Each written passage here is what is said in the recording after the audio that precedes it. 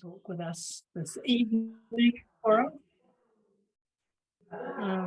I can hear the birds at the end of their day song here, and it's all morning for you. It's an interesting world that we live in so many different ways. Technology is amazing.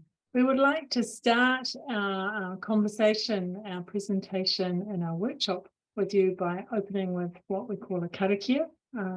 We do this in Te Ao Māori, the Indigenous people of Aotearoa, to kind of welcome everyone in the room. And I will read it in English and I'll put it up on the screen so you can see. I read it in Māori, sorry, and you can see it in English up here. So, yeah, let us open our session together. Whakataka te hau ki te uru, whakataka te hau ki te tonga. Kia mā kene ki uta, kia mā taratara ki tai. Ihi aki ana te atakura, he tio, he huka, he hauhu, ti hei mauri ora. I just want to acknowledge the Indigenous people of the land that we occupy here, that we live on and come from. And you'll hear a few Te Reo Māori words in our conversation today. My name's Denise Bijou. I'll show you some of those words in a little minute.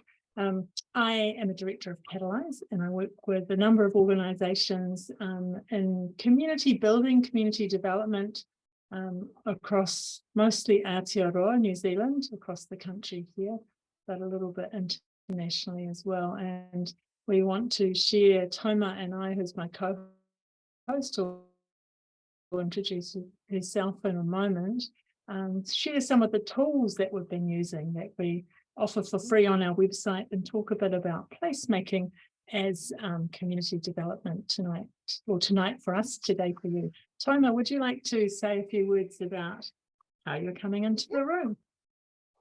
Hi, yes, my name is Toma. I am creative lead in Catalyse, and I work with Denise, and together with our team, we work on quite many very creative and playful projects. We work with communities, with local communities, with some communities that are a bit further in the country. And yeah, hopefully today you're going to be our community. We'll work with you together and have some fun. So yeah, thank you everyone for coming.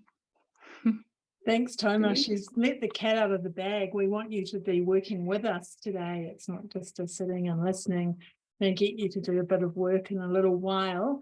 And the first bit, though, if you want to put in the chat a bit about yourself and where you're coming from, so we can all see as people come into the room. And as I said, I would introduce you to a little bit of Reo Māori, which Reo just means language. These are just a couple of words, 5 words that you might hear fall out of our mouths as we're talking. So kia ora is, that sort of literally means good health. It's just hello, really. And Aotearoa is the Māori name for New Zealand. The wife of Kupe, who was supposedly the first discoverer from a Māori point of view, named it that, calling it the land of the long white cloud. And Toma and I are both in different parts of Tamaki Makaurau, which is Auckland. You might know of Auckland, and one of the names of Auckland is Tamaki of the Thousand Lovers. And there are many stories about that, as you may imagine. Mostly, well, no, not mostly. Maybe I won't go there, actually, but it's about the love of the land as much as the love of the person who a lot of lovers. And we're going to be talking about a particular place in Tamaki Makaurau. It's called Meringue Bay. It's on the North Shore. And it's one of the translations of Mairangi is from the heavens. So we're going to get you to come with us into this place from the heavens in Tamaki of the Thousand Lovers in the land of the long white cloud. It sounds like a good story already, I reckon. And we want you to contribute to that story today. Māori, of course, are the Indigenous people of Aotearoa, and Pākehā, we also may talk about Pākehā a little bit. People who are New Zealanders, usually of British or European ancestry, and probably most commonly those who, another word, whakapapa, who have ancestry with the first sort of settlers into this place. So welcome to a little bit of language from Aotearoa, New Zealand, and the world that we're going to introduce you to today. I want to acknowledge that we come from a very privileged space at the moment. I know Anessa was talking about war zones, and we all no doubt sit in a variety of very different realities. And we're really honoured that you've made time to come to this session. It's really lovely to see different people coming into the room, and I'll have a look at the chat in a little while and see where you're all from. We really believe in our work, but in our lives too, that people are better together, and it gives each of us individually strength when we support and care about others. Each of us has something to give, however small, and all of us have things to learn. It's one of the key things in our work, and being prepared to change as we learn as we go along. So we're thinking and our work and what we're talking about today is really that we're better together, that we're all only well when, or each only well when all of us are well. And that may be easy to say, I suppose some of you may be thinking when we're sitting here in New Zealand in Aotearoa, and perhaps you're right, but situations can change quickly in any place, for good and for bad. And we really think that key to surviving and thriving, having a good time, flourishing in times of changes, knowing and trusting the people around you, not just the people we connect online. Much as this is lovely, it's the people that are nearby that are important too. We also have really noticed that it's very easy to lose the knowing and trusting of people around us when we don't need to know each other. In normal life here, we don't need to know our neighbours. And it's really easy to lose that when we don't keep nurturing those connections. It's really difficult to create a knowing and trusting of people once it's lost, especially in times of need. So we're thinking that to both prepare for times of need and to have a good time in times of need, but also in times of peace and plenty, we need to get to know the people in our neighbourhoods. And we'd like to share with you some tools we've been using to do just that. So that's a bit of a long introduction. Toma, what are we going to do together today? So today, first of all, we invite you to travel with us to Aotearoa for, well, at least an hour, and just to explore a little bit the area around it. You could see on this map how far we are from from other parts of the world. But today we invite you to come to us and just, spend some time here. And we'll talk about placemaking, what it is, how to work with it, what kind of tool is that, and how it is useful for our communities. We'll think about it together. We will share some ideas and maybe create future projects. Who knows? It's a good networking as well. And we will introduce you a couple of our tools, a couple of our favorite ones, to be honest. They are quite simple from the first view, but they are very useful, and we hope you'll see how good they could be in changing the perspective on any project. And yeah, the main idea, just enjoy, have fun, relax, and yeah, just enjoy. Yeah. So today we're going to travel to a smaller area of Auckland. It's Meringue Bay. And it is sometimes it's bit surprised that it is a part of a big city because it's actually very, very quiet. It's mostly people live in their own houses. It's very private.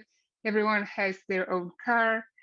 And there are no good public transport in the area. Sometimes you need to wait for a bus for like half an hour and it might not come. And there is beautiful nature, and but not too much of it. And people, well, live their private life. Lots of them are older, or they have many kids. So it's, like simple town. You could call it town or village. In some cities, it's also called bedroom suburb. It's like basically you come there just to sleep and do nothing. And yeah, sometimes people walk in the neighborhood in their pajamas. You could see it, really. Nobody cares. So yeah, that's the area. Though locals are quite friendly and nice, but yeah, they don't really connect to each other that much because this neighborhood is quite spread.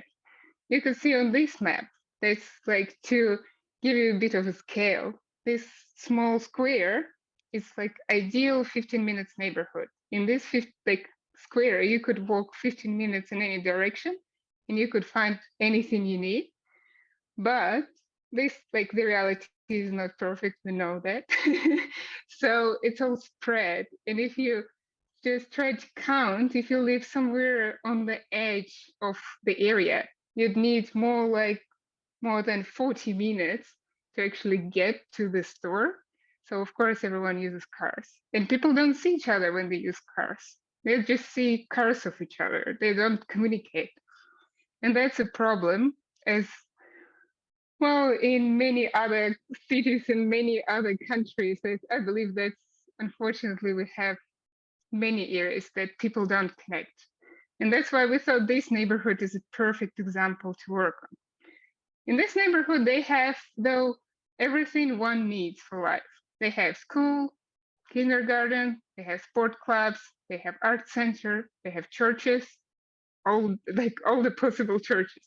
They have cafes, supermarkets, and everything you need. But the clubs are spread in the area, and the businesses, like to eat and to buy tickets or something, are it's just in one place. So you kind of every time you disconnect it again. You don't really, you go just in the spot you need to go. You don't spend some time walking around the area, which like we all love to do, right? But also in the business area, there's quite a nice nature. And that's the next slide. Yeah, that's the one. There is a beach and a small park, and like that's the area you could spend more time in. That's why we actually want to focus on this like perfect 15 minutes neighborhood. And we want to imagine how it will look like. Of course, the birds are everywhere. That's why you can see it on the map. That's the biggest treasure of New Zealand. We have lots of birds.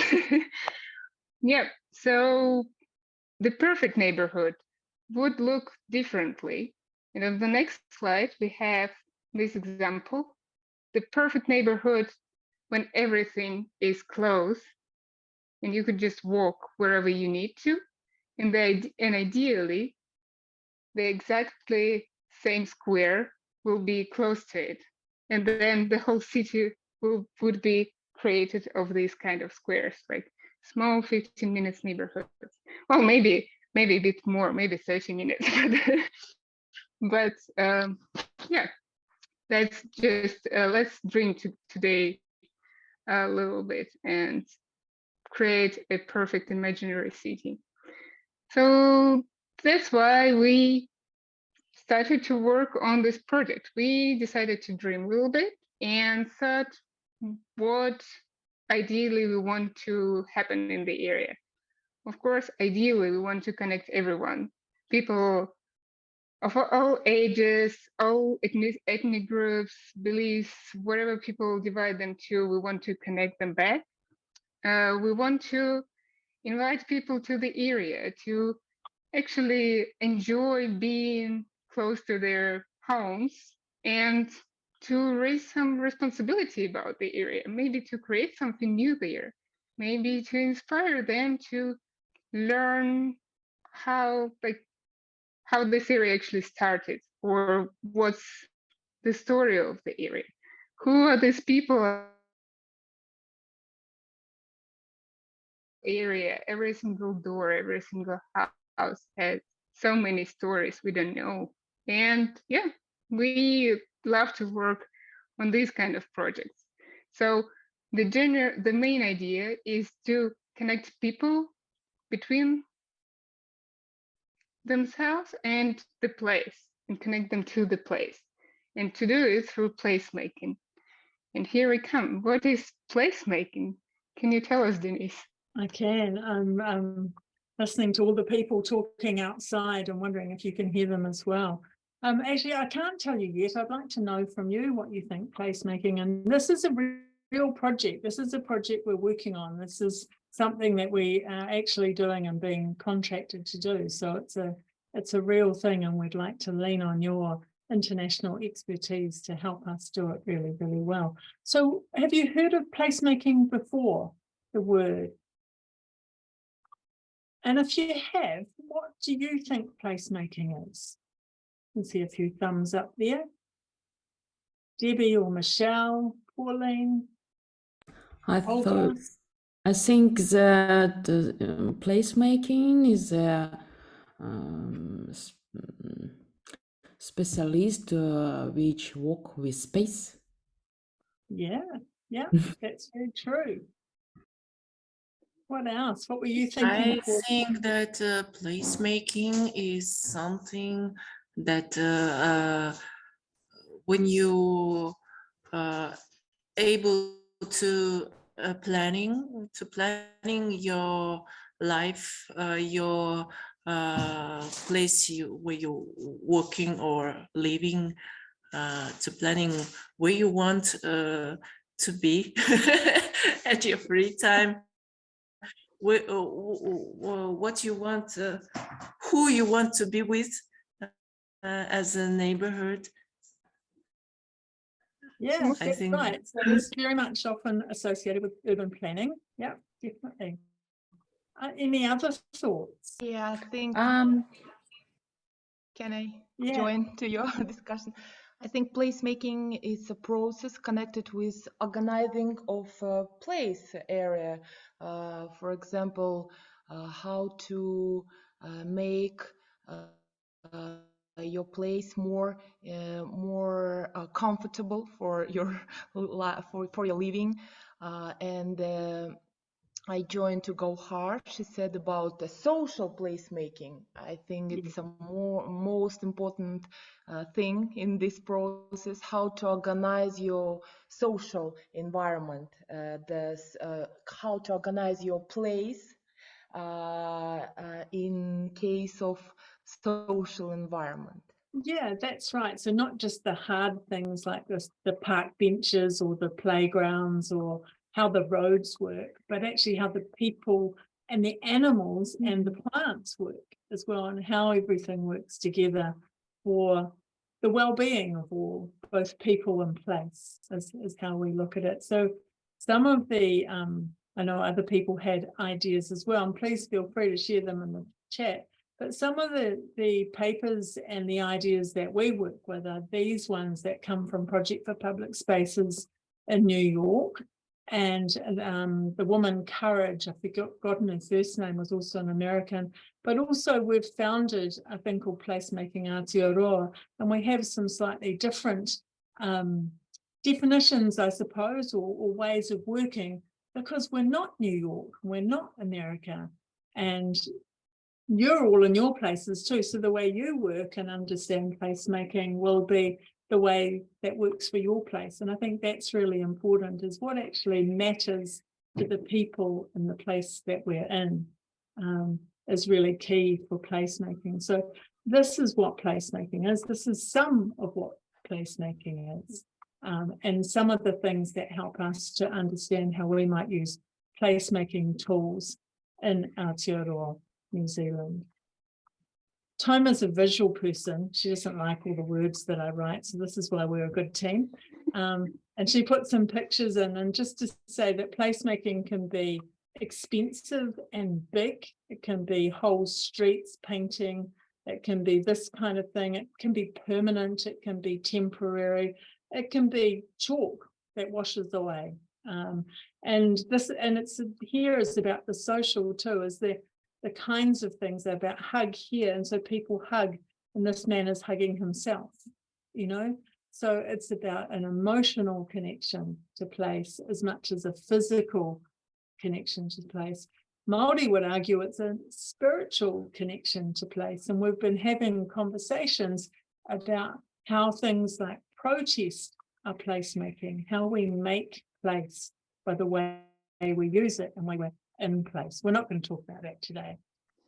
But we also wanted to say that we've been placemaking since ever, since we lived in caves. Māori would say that they don't make place, it's how they live.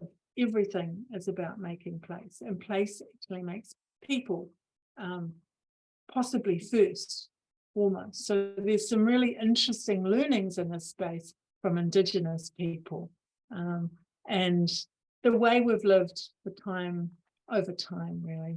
Toma, did you want to say anything to those pictures that you put in there? Did there anything that you want to add? I might add just a little bit that, yeah, I think all my favorite projects about placemaking are actually, if we analyze them, they are about getting to our core as humans, about our connections to each other, about, you know, just this picture is a good example how fireplace could be a perfect placemaking. When you find a beautiful spot with a wonderful view, you have a guitar. If the guitar is already invented, you just spend some time together in warm atmosphere. Maybe you eat together, and these people around you, they are your best friends after that, right? After that experience, you feel as connected as never before. And that's one of the examples of placemaking I like. But also, if you think about every single project that you find on the internet, they all about that, about actually making people stop from their routines and to have a different perspective on things. Look at the streets differently, enjoy it. Maybe stop from being so grumpy all the time, and maybe say a compliment to a stranger. Anything could happen, and that's placemaking, but That's physical. right. Yeah, it's very, very physical. It can be virtual as well, I suppose, but it's about the programming of places, the things that happen there, and the organic things as much as the formal things or the things that are done officially. So it's so much more than the place itself, so much more than the placing of seats and umbrellas and cafes and so forth. And we'll talk a bit about that now. So we look at placemaking through this kind of a lens. There are 4 key kinds. There's a number of different papers you can look at, and there's a link down the bottom for this one. It comes up quite a lot. The standard idea of placemaking is what you were all saying, is about how do we create quality places to live, work and play in, even to invest in, places that give us improved well-being. And for us, it's not just the well-being of the people, but of the place itself, the well-being of the soil and the air, for example. So how we can have health-giving things that are not only for the benefit of humans, but for the place itself and other beings. Strategic placemaking is when you might do something that is for a specific purpose. It might be for attracting workers like it is here. So you're doing something really specific, or a number of things to achieve a goal. It might be to restore an environment. It might be to, I don't know, encourage children to be safe on the street or enable them to be safe on the street. Anything that has a goal, and the placemaking is for a purpose rather than a general quality of life. Although the three at the bottom, strategic, creative, and tactical, all are in addition to the standard. Everything is about creating quality places to live. These are just sort of more specific things, as it sort of shows you in the diagram, actually.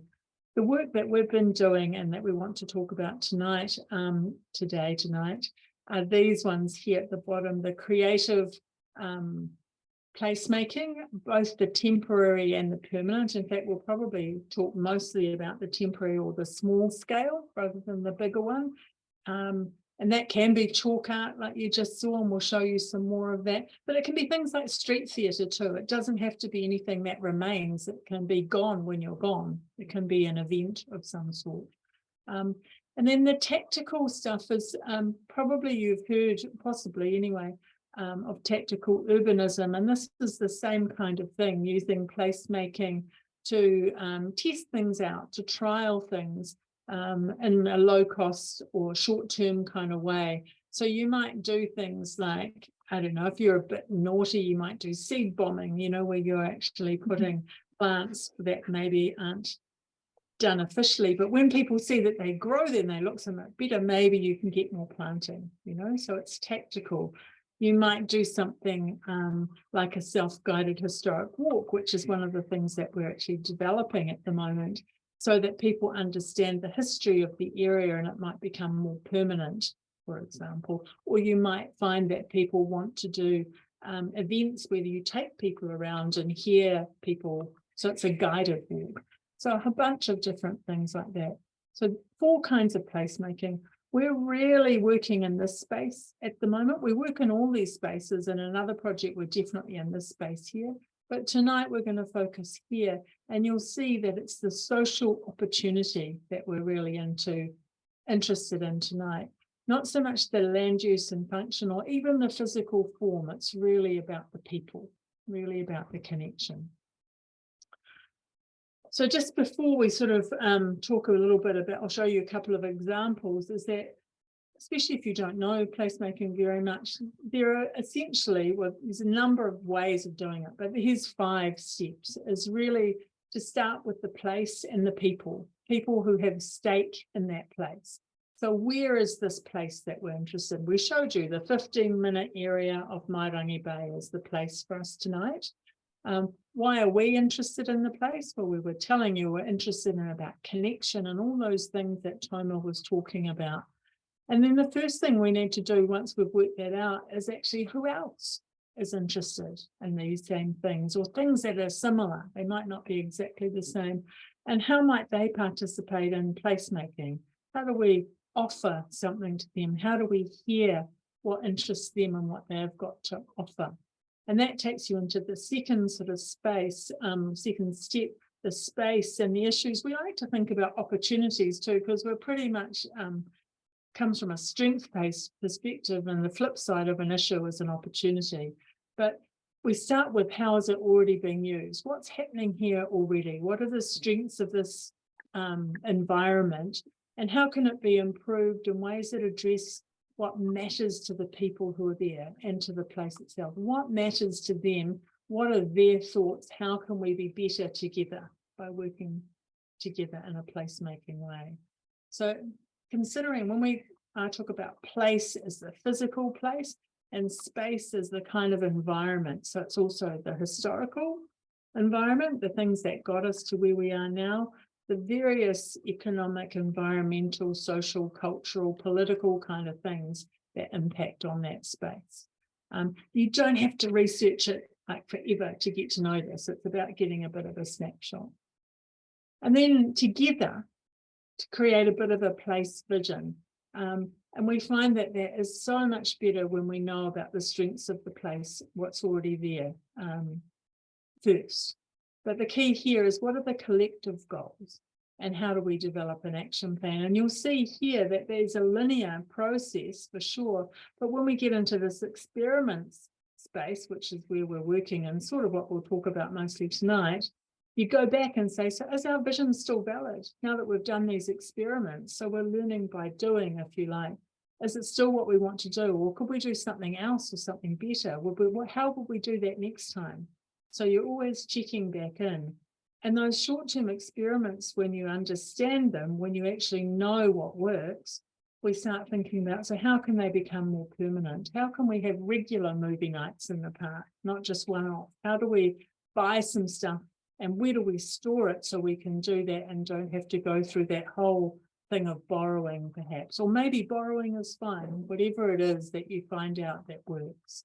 And that too impacts on the experiments. You go back to those experiments because once you have a movie night, you might want some food trucks, you might want some music, you might notice that older people aren't there and how do we get them there and things like that. So that's a sort of a summary of placemaking, or our version of it, what we're using placemaking, or how we're using placemaking as community development. And here's a few pictures just of some things we did. This was after lockdown last year, and Auckland has had a series of lockdowns. This was in November last year when we had sent some chalk to an apartment building in an area we were working, and they really don't like that blue paint. They really, really, really don't like that blue paint. And so we sent some chalk and said, come up with some designs and we will help make that happen on the pathway. So this is a bunch of people who have not been able to connect socially for a long time, working on the designs, and actually it's taken almost a year to get it through the process, but it's about to go down on the pavement in the next week or so. It is. It's gonna happen. It is happening. Yeah. So this is this young boy Jack. He was right. They live by the beach, a different beach, and this is a beach towel and all the nature and so forth coming through. And the design that's going up takes that to a whole new level. We won't talk about that though. There's another one of a short-term sort of placemaking. This is at an open day in a neighbourhood near me where there's a big. Michelle will know, a big sports stadium called Eden Park, and they had an open day to thank the neighbours. And so we like games. We quite like card games, as you'll see in a little while. And this was a game where you get to ask strangers a question, and then you find out a bit about each other, and you write a note to each other.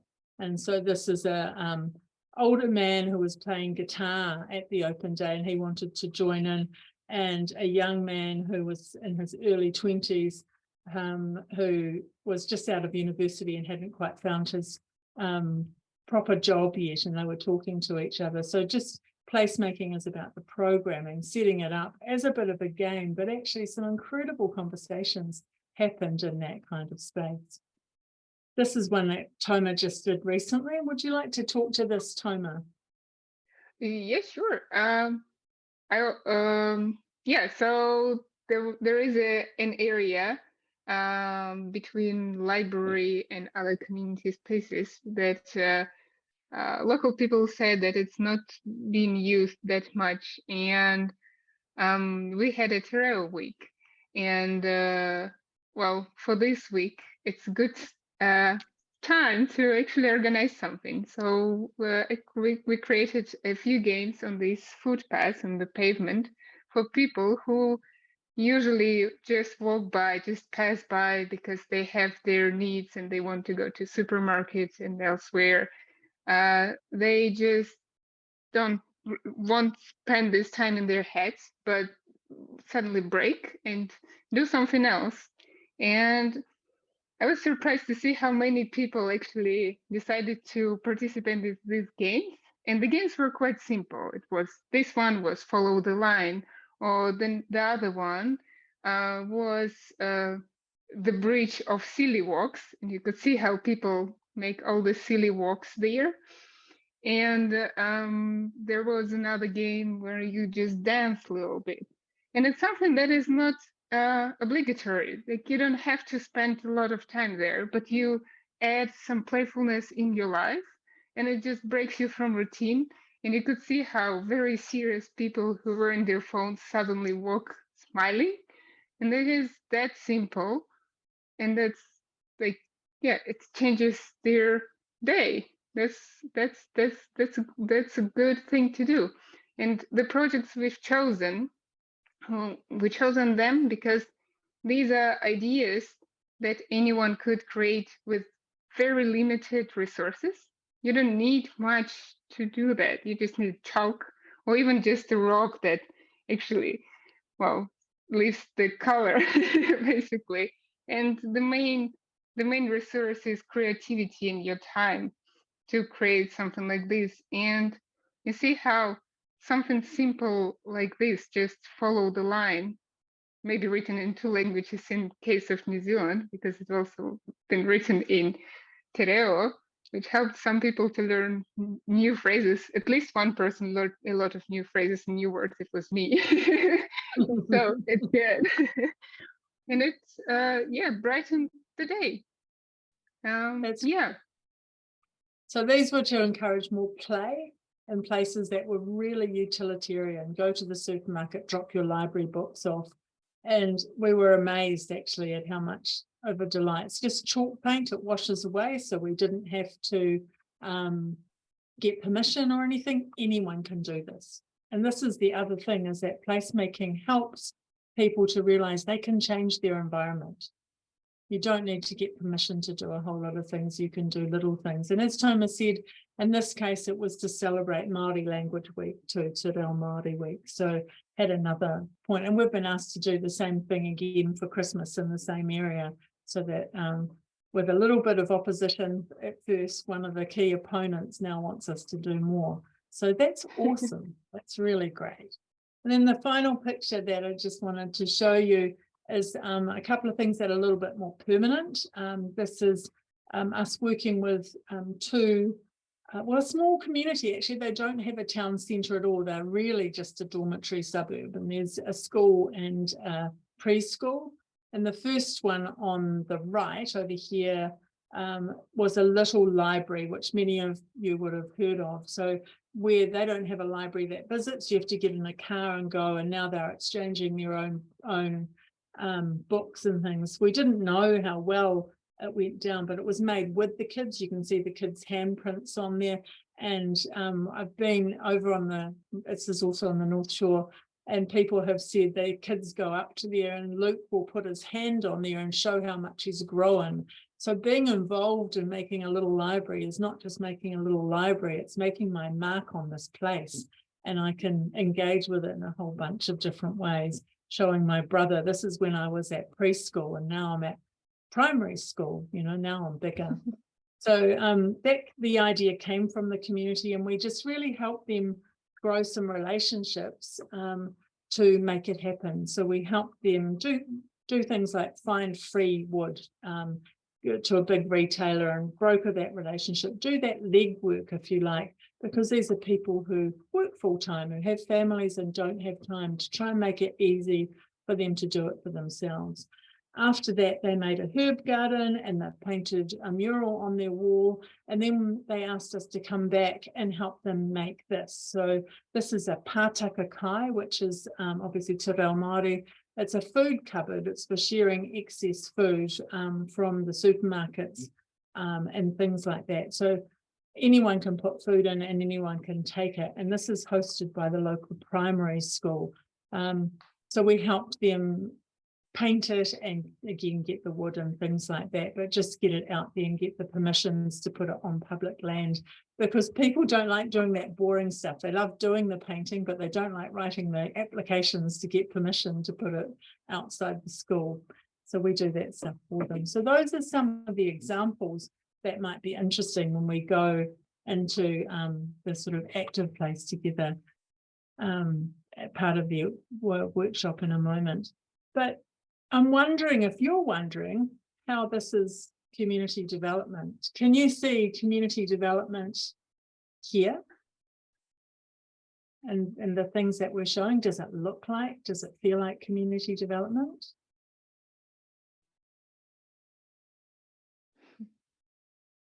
Yes, Yeah. I think absolutely. It's in the case of community development. The placemaking, I mean that it is a safety space for people. Yeah, the placemaking makes some. It's like a tool to be in touch, to be honest to each other, to be in connection, to be in positive to each other. And that's why I mentioned about the safety space. Yeah, that's awesome. Thank you. And I like how you're smiling, because placemaking helps us to have fun. We get to do a lot of really nice things, and honestly, we laugh a lot as we do it. Any other thoughts on how this is community development? I will add that people in chat. Oh, you go. People in chat just said that is. Yeah, I just really like there's simple ways to create opportunities for people to connect and play, and yeah, I feel like it's capacity building in that way, that you're just creating the space and those opportunities. So yeah. Absolutely. And that's a really lovely point, Pauline, around capacity building. What we're trying to do is never do for people what they can do for themselves. But a lot of people are really busy and can't and want these things, but can't actually do the whole lot themselves. So what can we do to sort of grease those wheels, if you like? Toma, did you want to add something then as well? Are you talking about what's going on in the chat? And I'm ignoring the chat. Sorry, people, can't cope with the chat as well.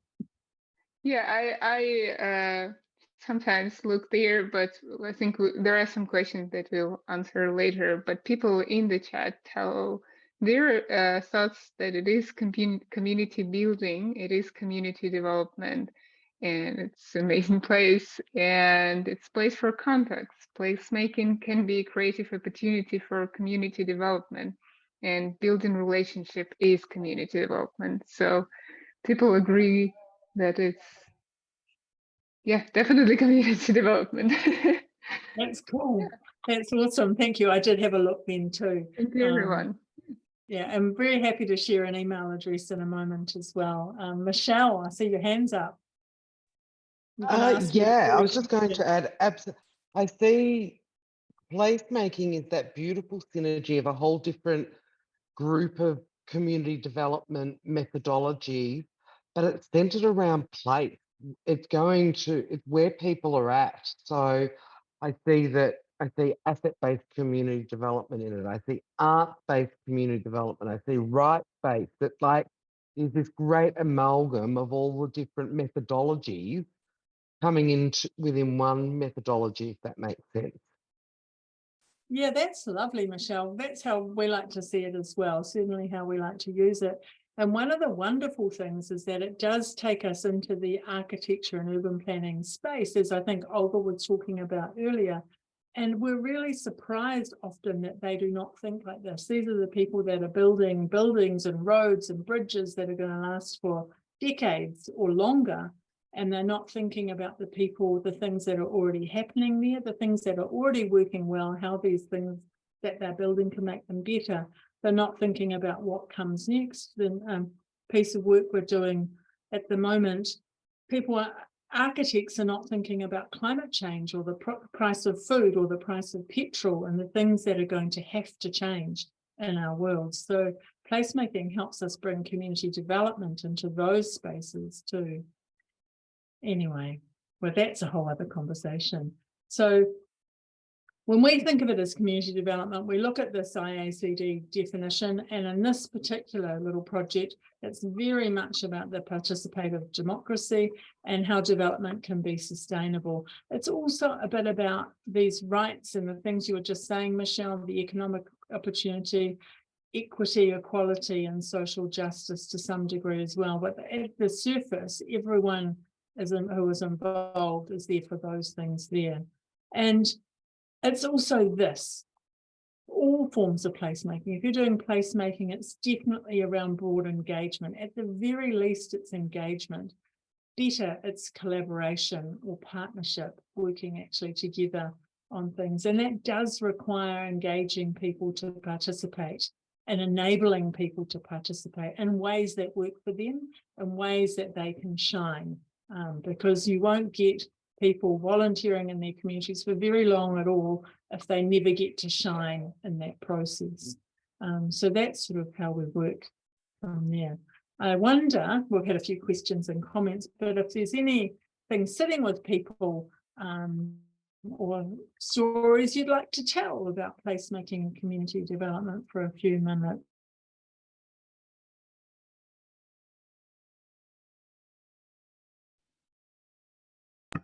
It's very, very beautiful presentation.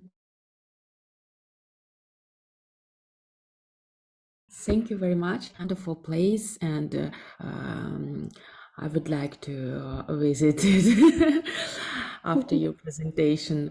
And I agree with Gauhar. It's look like very safe.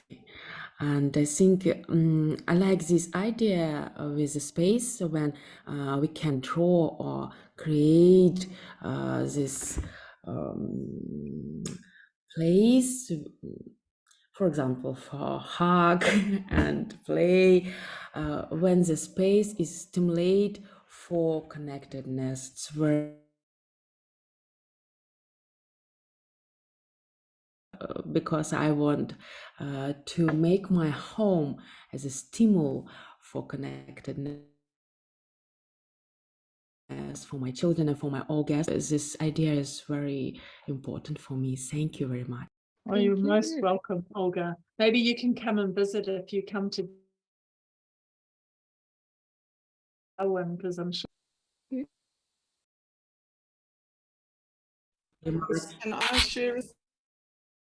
Can I share a story? Sure. Sure. Hey.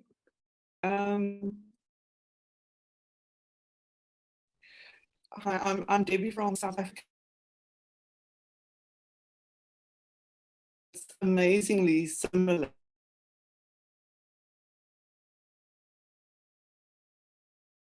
The residents of this village are all white, and I think the aim is to keep it an all white enclave. So I'm just sharing that in my country there's a very ugly side to placemaking, and I would love to chat more with you about how to use placemaking as a way to change that. Would love to have a chat, Debbie, and I think that happens in a lot of places. Placemaking can certainly be associated with gentrification, which often pushes people out, even if of an area, even if it's not the intention. So yeah, happy to talk more about that. Ritu, you've got your hand up. Yeah, very energizing presentation. Yeah, I have a similar question. I'm calling from India. And in India, communities are very heterogeneous and from different different population groups.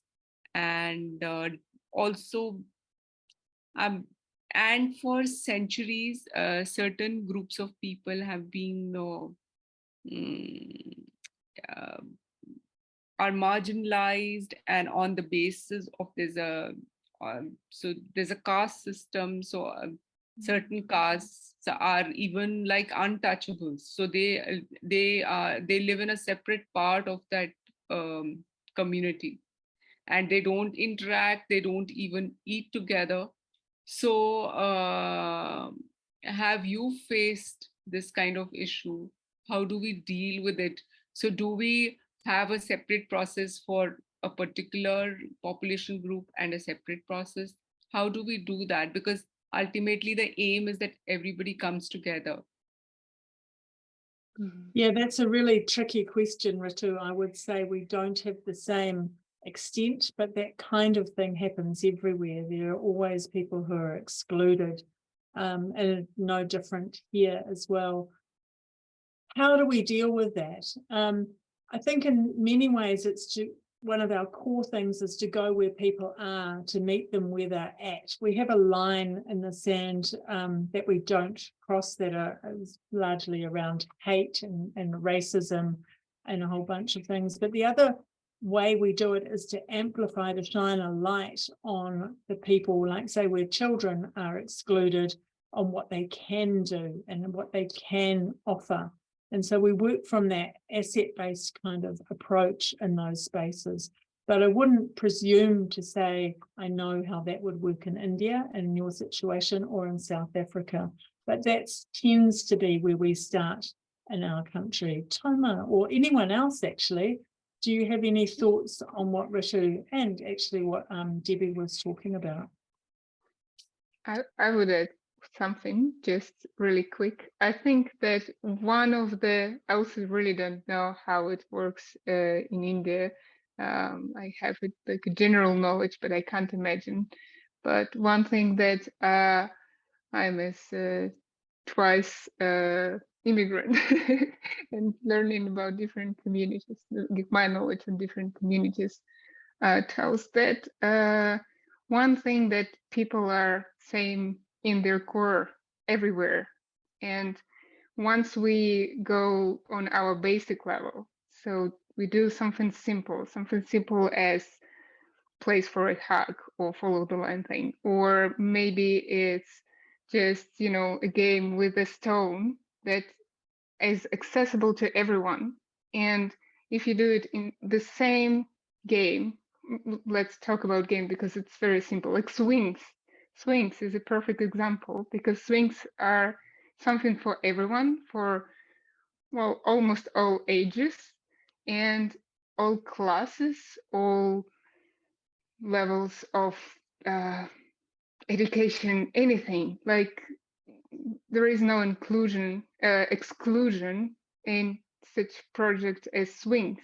So if you try to connect people, think about something that connects them.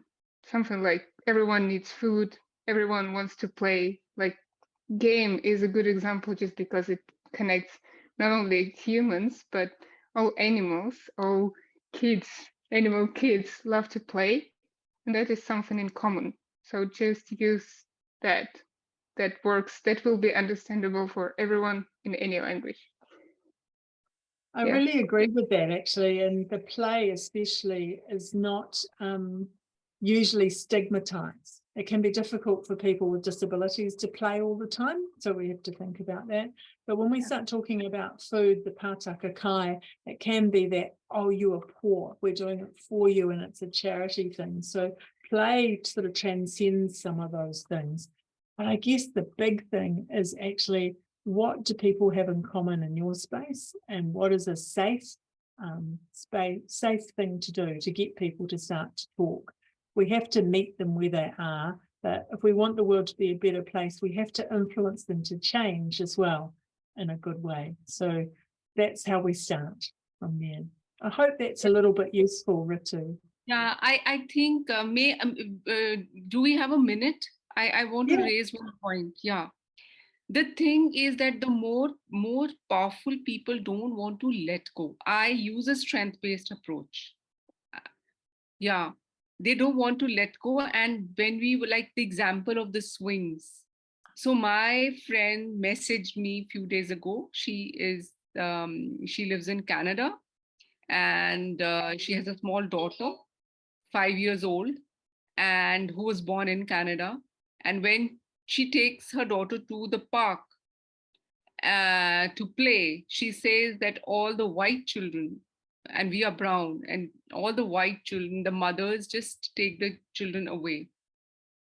So it is so deeply entrenched. And it's not that this is happening in Canada, it's happening in India, but in a different way. The powerful people don't want to let go and don't want to step back. So we are really struggling, and I think another session maybe in few months would be very nice. And I really agree. Start from what is common. Absolutely. That's how we've been trying. Failing sometimes, but working. Thanks for listening, everyone. Thanks for sharing. It's really good to hear. It's not all glossy. Community development, placemaking, no silver bullet. There's lots of difficult things to do.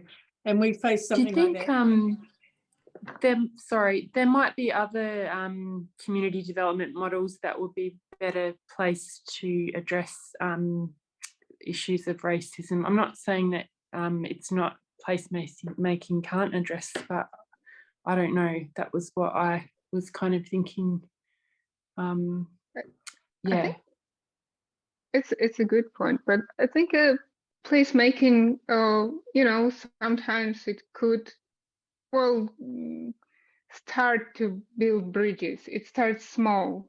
It is important in every project to see that you won't see the perfect results straight away, but this project we created for Tereo Week, Maori Week.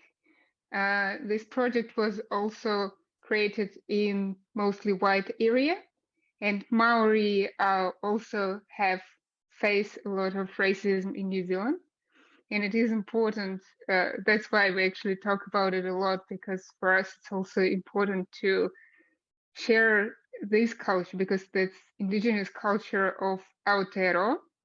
So, and we think it is important to build these connections back. And yeah, this project was created in 2 languages. So English language that everyone understands, and Tereo language that is Maori language that some people ask what is the language. And all the kids, on the other hand, know that it is Tereo.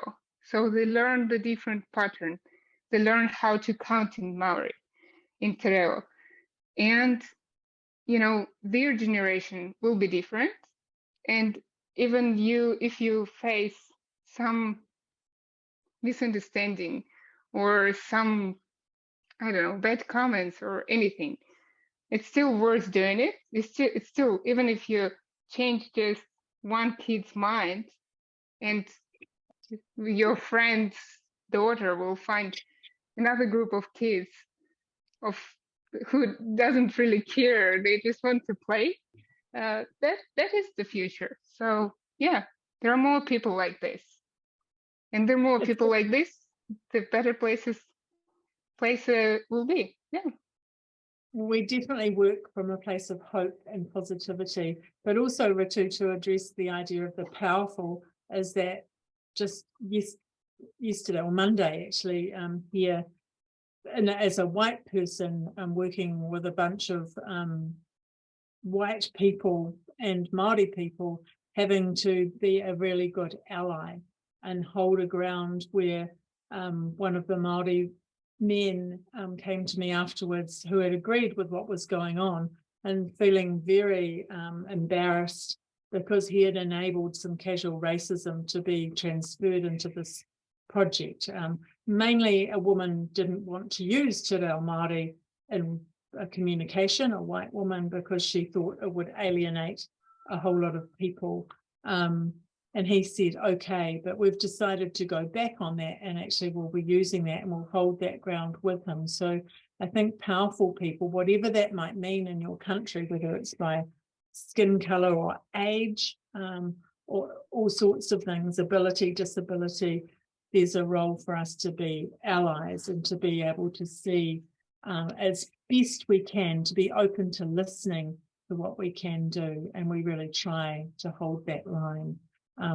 That's almost a whole other conversation, isn't it? And I'm sure we've got heaps to learn on that. But I think I might carry on unless there's anything really pressing, someone wants to say something, we'll carry into the next part of the presentation tonight. I really want to thank you for bringing those things up in this conversation.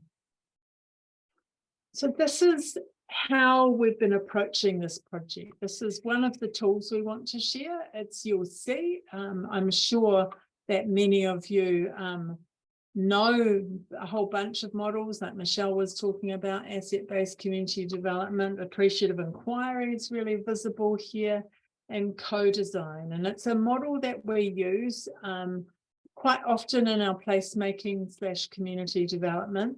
Sometimes we swap discover and imagine around, but often it's done this way, because if we just go into imagining, people imagine all sorts of things that aren't possible to actually happen. When we start with what's already there, then we often, the imaginings are things that we can actually do. So it kind of puts a limit on the imagining, but makes it real and possible. So we're going to talk a little bit about what we've been doing in Meringue Bay now and get you to help us in the first 3 parts of this tool. And if you go to this website down here, our website, there's a whole bunch of free resources, of which this is one, and we totally encourage you to use it. The other 2 resources we'll share tonight are there as well. So where's my cursor? So the first thing that we did, one of the first things we did was an asset map, really, because people of just different abilities and different ages, and it was winter and raining, practical things. We did this asset map in a room, and we have developed a card game. I don't know if you'll be able to see it. We like card games on, and it's at that site. So if you go to the website, you can see them.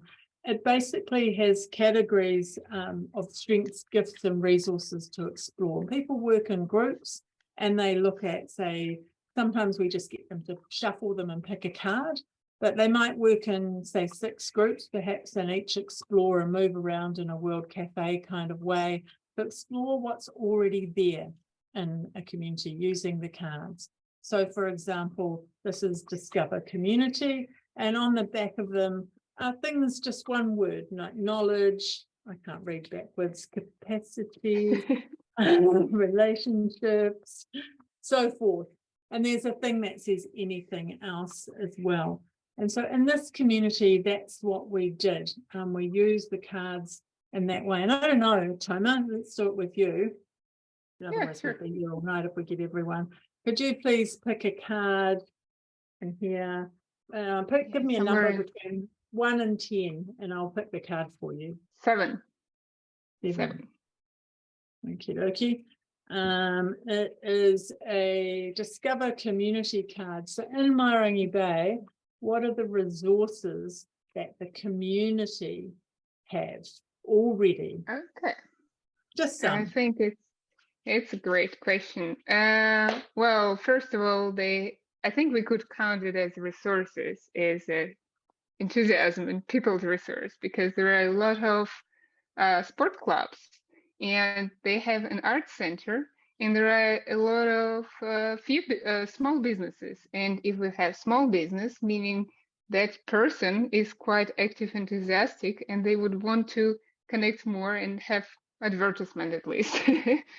And there are older people, which is, well, some of them love to join some activities.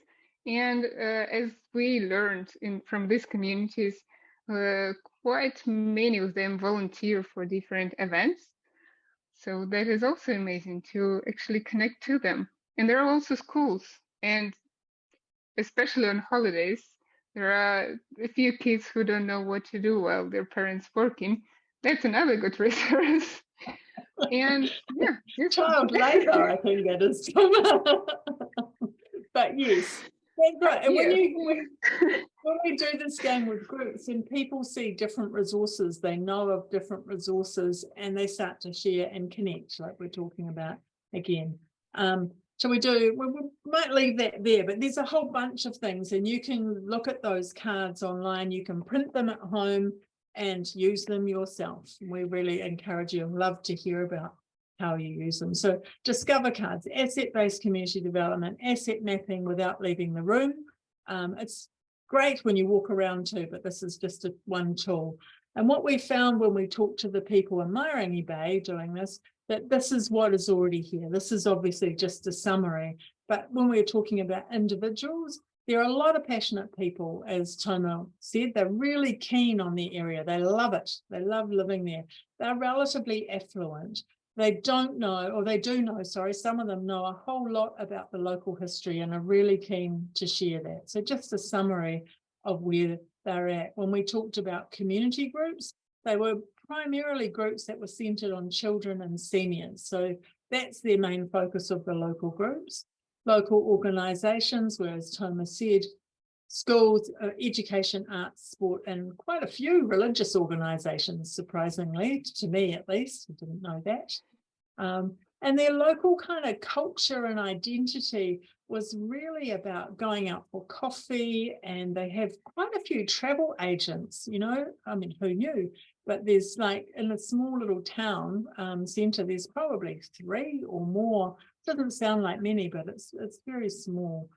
They also really love their coastal environment, their natural environment, and they like how their built environment is changing. It's being upgraded. They also love the natural space, particularly along the beach.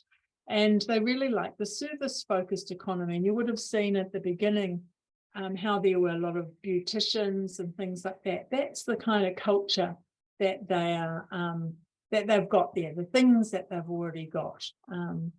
Let someone else in. And the conversation, although we were talking about all the assets, if you like, we also found out, because the conversation goes that way, what's missing. So that's also there now. These are the things. Locals have lots of enthusiasm and they're passionate and they're affluent, but they've got relatively limited spare time and energy. You know, there's no room in their lives for anything else, or not much else. So that's interesting. The community groups that they talked about didn't know about each other. So they might be all working with older people and with kids, but many of them had never heard of each other and didn't work together. So just having the conversation coming into the room together meant that that grew. So that was pretty interesting. The service organisations might come into the area, but all the decisions are made somewhere else. Sometimes in a different town, down in Wellington, there are organisations that come and do to the community. They may work very well, but they provide, I don't know, some home care for older people or whatever it is, but the decisions are made somewhere else, even somewhere else in Auckland. They love their outdoor area, but when we're talking about culture and identity, there's very little informal stuff. People don't really go for picnics, they go to cafes. You know, they play at the playground, they don't play anywhere else. So this kind of thing, you can read the rest. So this tool, this lovely little tool, is a way of finding out what's already there. And we would love for you guys to use it, adapt it, translate it, and see if you can grow to love card games as much as we do. The next thing that we did is the imagine stuff. So we're in the same room, the same day, with the cards, and people have got to know each other, feeling quite energized. I didn't know you existed. That's really interesting. You think so differently to me, so forth. And we asked them, what if, you know, thinking about all these things we've got, what if Meringue Bay was working really well? What if it was getting along just fine? You know, what would make your heart sing? What would make you feel really good about being part of this place? And this is what they said. And we said 3 years. So find it really useful when we're doing these things to put a time limit on it, because it's not for the next generation in this case. We've actually done these things when it's like in several generations of working back, but that's a whole other story. The shorter term ones like this, these are the things that they would like to see change. And 3 years is within most people's capacity. Although people move house a lot and kids go to different schools and things, most people can have a sense of being in a place for 3 years, at least in this part of the world and this part of the city. So yeah, less social isolation, more family-centered things, more play, which is kind of handy because we like the play. We're very happy to see that. Better understandings of local histories, but also the landmarks, the buildings and things. How did they, what come to be there and all that sort of thing. Making it prettier, particularly with public art, but not just permanent stuff. Things like sculpture at the beach that will be washed away by the next waves, you know, so there's always something happening kind of feeling going on. And they talked quite a lot about local food as well, partly because food has become a lot more expensive, but also there, as Thomas said at the beginning, the trees and things, there's some here and there.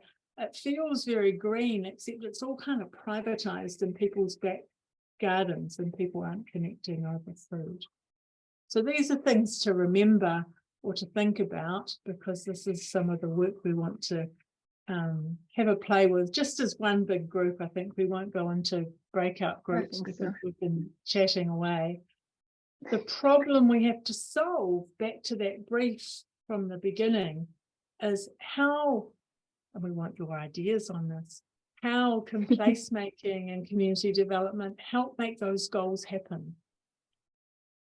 How might we work with locals in ways that involve them, that community development stuff about participatory democracy, but they have little spare time and energy? What do we do? What do we offer? How can we also include those other things about community development that are about rights and about equity, equality, about social justice, about the things that Ritu was saying, for example? And how might we achieve, or is it possible to achieve more than one of those goals through a placemaking activity? And these were the goals that were sitting in the project brief. Have you got any ideas?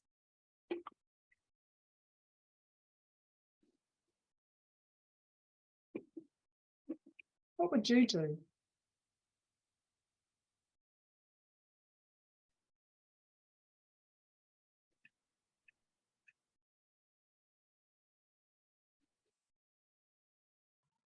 I think that it should be a huge work with a human awareness of the importance of the social connectedness between people. This is the starting point, because if people do not understand, do not reflect that alienation is the main limit, is the main border in their lives, in their social life, there is no another ways to connect people between each of them, because I think that's the main point. And it's very interesting case how this work is organized in different countries. For example, in Kazakhstan, we have many enthusiastic people who try to do something in their local places, try to change the situation. And it's very interesting how it's look like in other countries. Thank you. Thank you. It's a great idea. Yeah, a great little insight to Kazakhstan too. Thank you. Any other ideas?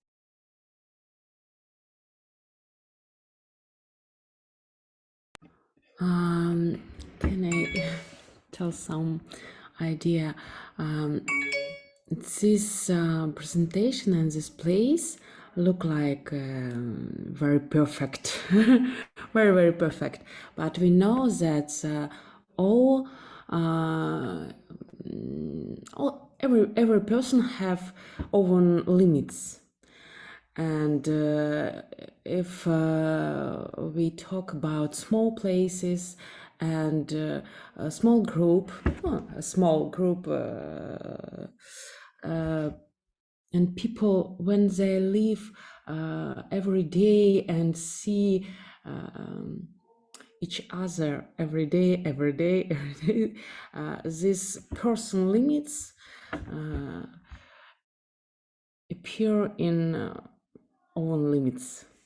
And this place imperfect has to very usually.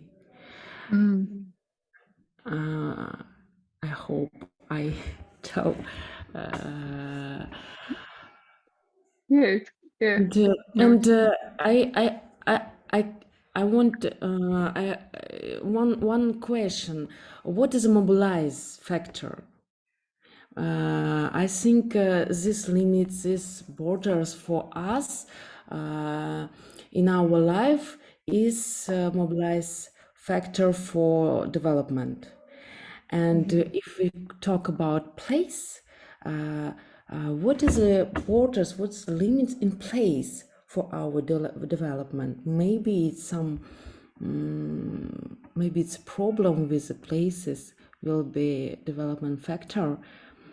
And maybe it's a people and connectedness will be this development factor. I don't know, but it's very interesting case because every family in this place, in their home, as a perfect model. It's Yeah. so interesting, Olga, because I guess it does look perfect, but there are so many lonely people there. There are people who are scared of each other.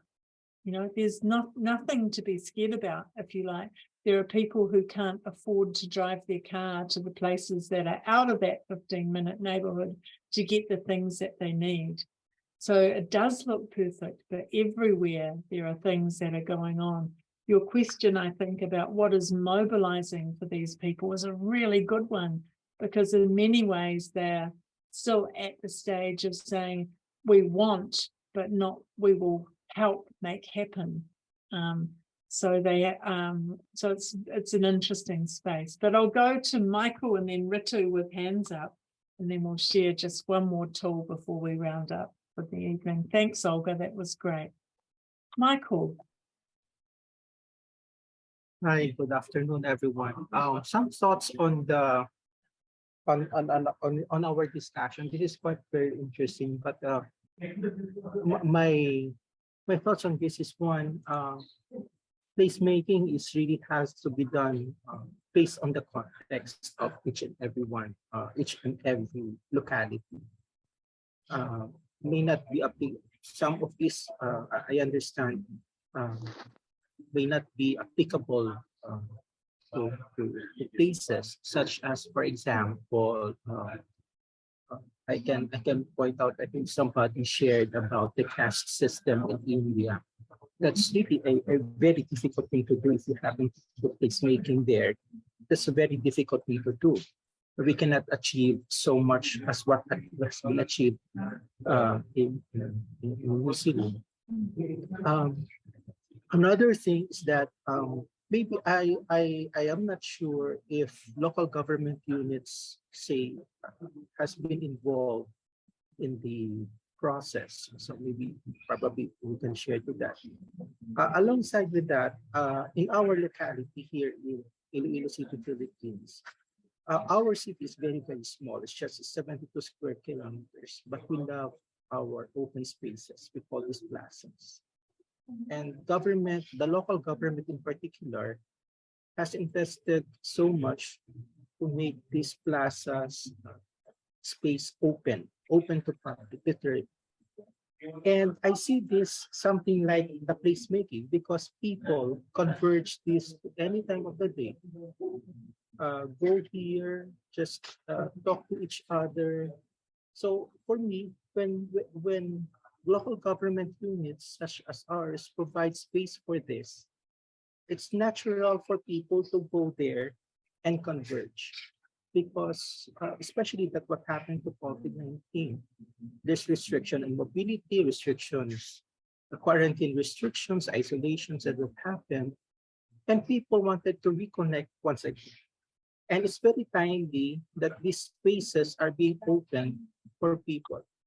Not just our plazas, even our river banks. You should see how our river banks was transformed from a dike to a place of exercise, to a place where now mangrove thrives and people go there because the river has been rehabilitated. Of course, it did not take an overnight thing. It's almost a decade to do that. So maybe Arjun, I'd like to ask Denise and Tom, maybe how you can share how did your local government supported such idea of placemaking in your Local government is really involved in placemaking, a bit like you were talking about opening spaces. And actually our one part of the local government called Panuku, who manage open spaces, do it very, very well. But it's not just the provision of spaces, it's the programming of it. And actually the example we'll share just after this to finish off is about the programming. It's the putting movies on and doing those things for things, but it's also the placing. There's a formula called triangulation that you need 3 things, like you need shade, a seat, and a rubbish bin for people to eat well in place. If they're not placed in the right position, then you have a very smelly rubbish bin right where you want to eat, but you don't want to walk a long way to do that as well. And our local government does do that very well here in Auckland, and it's growing. Placemaking Aotearoa, which I'm part of, is sharing a lot of that stuff, not just from Auckland, but from other local governments too.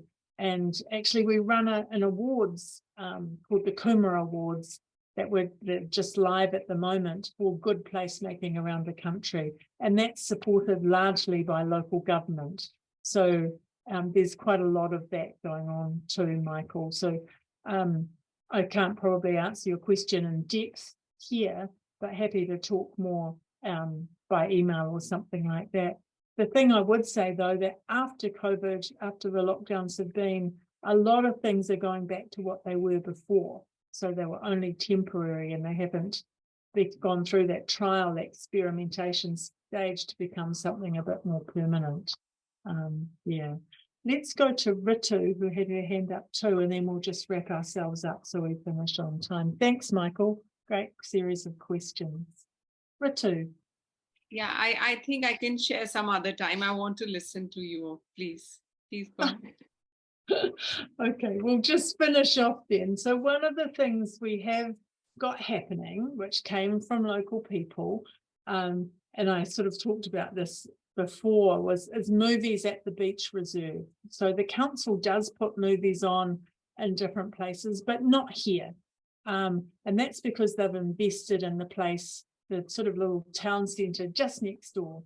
But like many things, people like things to happen in their local area. So an idea from some local parents, one in particular, who has been really good at mobilising people at the school and a whole bunch of things there.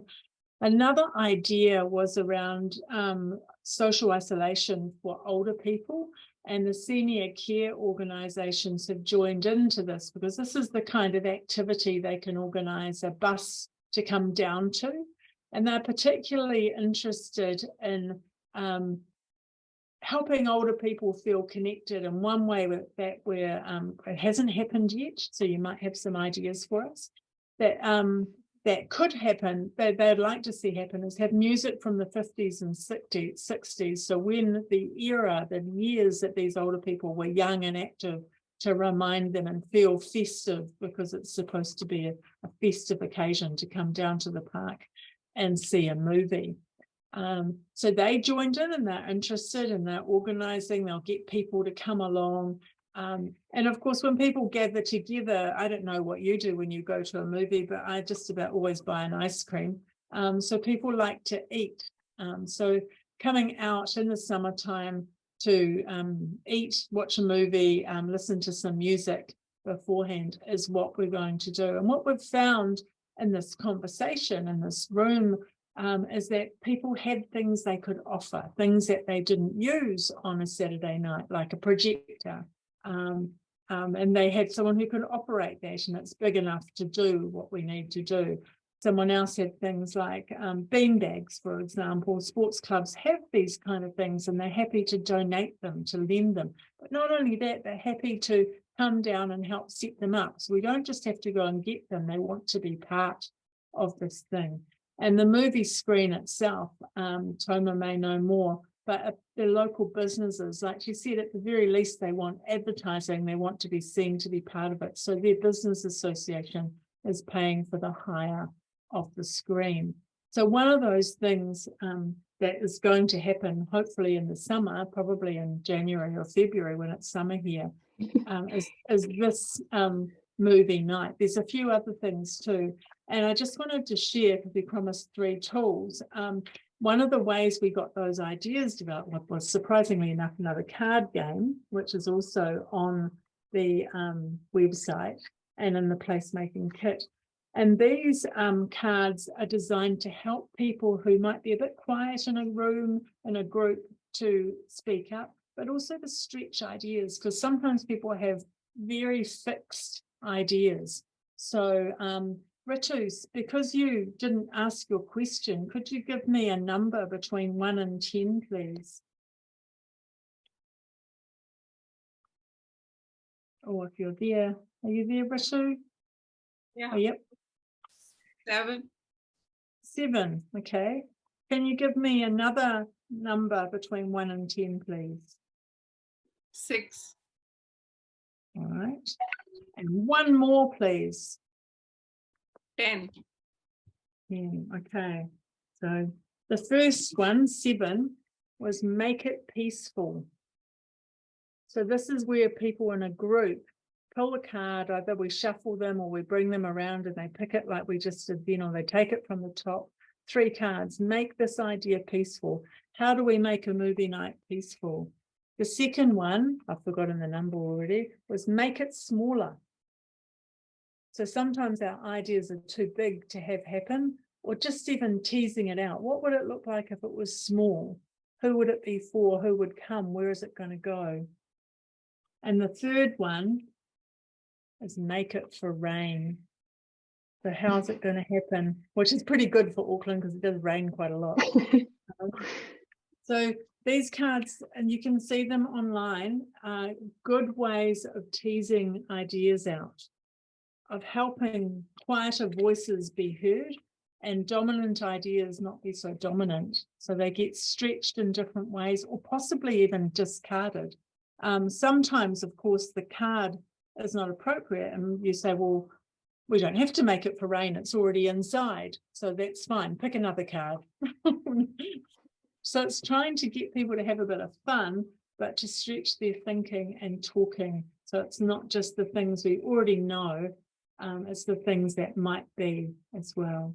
So I'm looking at the time at 8:22, and I'm not sure, Anissa will probably be bleeping me soon anyway, and I'd really like to thank you for your attention and everything tonight and all your questions as well.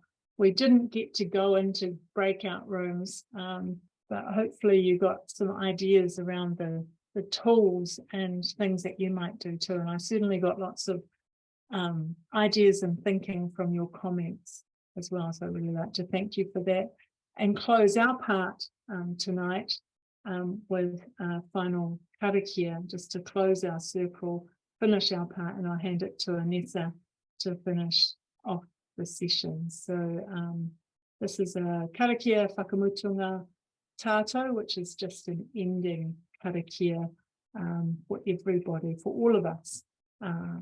Kia hora te marino, kia whakapapa, paunamo te moana, te tere, te karo, te rohi, e mua o te huarahi. May the peace be widespread, may the sea glisten like pounamu, and may the shimmer of light guide you on your way, wherever you are, however you are. I hope you can take some inspiration and joy from our conversation and from that karakia too. Thank you very much. We may still have some time for a few questions, but I'll put the ball in Anessa's court because she's the boss, really. So thank you everyone for this wonderful. Thank you very much. Thank you. And Thank you. It was very I had a important. question in chat about the record of this session. Yes, this session has been recorded, and you will find the video on the YouTube channel of our conference. So you can look at it again and maybe to make some notes. And also, dear friends, the virtual World Community Development Conference 2022 is held on 2 digital platforms, here in Zoom and Discord platform. And tomorrow we will start 3 days of practice exchange on base of digital platform Discord. So it will be a lot of activities, a lot of workshops. So I send the message, I send the link in chat. Please join this link. This is the channel for feedbacks. You can click on this link and just write a couple of words about this session, about all 3 days of the conference. So you will be attached in Discord and follow all the activities over there. Okay, so this is not the end of the conference. So we will be there and we'll wait for you on Discord. Okay. Thank you everyone for this meeting. That was lovely. Thank you very much. Thank you, Denise, everyone. Paula. Thank you. It was very amazing much. to meet you. Thank you. And Thank come you. to Darwin next year. Come to Darwin and we'll do it in person. Or if some questions still there, just find us on Discord. We're happy to chat more. That sounds like Yeah. a good idea. Thank you. Have a lovely Let's